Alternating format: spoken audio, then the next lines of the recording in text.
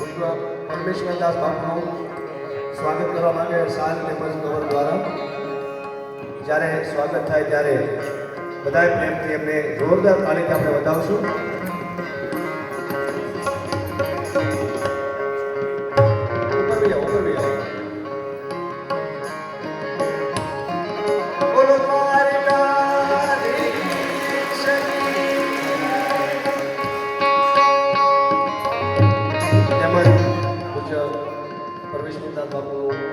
સ્વાગત થાય છે ત્યારે એમને પણ આપણે જોરદાર તાળીથી વધાવશું.